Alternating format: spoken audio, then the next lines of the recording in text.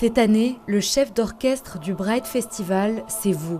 Pour cette 6e édition, l'objectif est simple, fusionner l'œuvre et le spectateur. Et c'est au milieu des peintures du musée d'art et d'histoire que résonnent les voix de cette chorale interactive.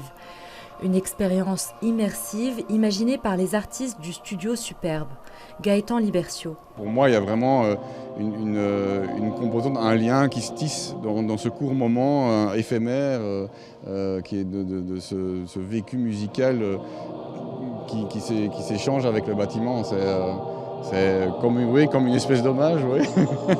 Un véritable hommage au lieu emblématique de Bruxelles qui se divise en 3 parcours. Une mise en lumière qui nous emmène jusqu'au pied des imposantes arcades du cinquantenaire. Et ce n'est pas par hasard que ce créateur hollandais a choisi d'y planter ses tournesols. Hugo Freitag.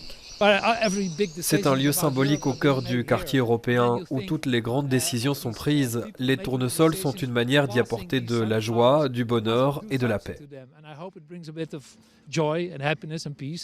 Et le pari est visiblement réussi. Ça donne un peu de chaud au cœur de voir des fleurs d'été pendant l'hiver. Un sentiment de calme qui s'étend jusqu'au parc Léopold où les grands oiseaux imaginés par Christophe Martin, les picoucs, ont investi les lieux.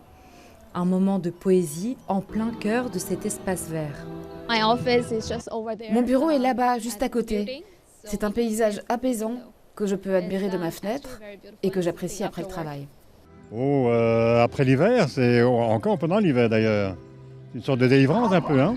Dernier détour de l'autre côté du parc où le studio de création liégeois 400 coups redécore le musée des sciences naturelles grâce à leur œuvre Arboretum. Amandine Godefroy. L'idée c'était de faire une fresque qui faisait un petit peu hommage aux collections du musée et au parc dans lequel on est. Donc voilà, on voulait faire une fresque animée, quelque chose de reposant, de beau à regarder, pour avoir un petit instant de répit. Des parenthèses de douceur qui rythmeront Bruxelles du 10 au 13 février.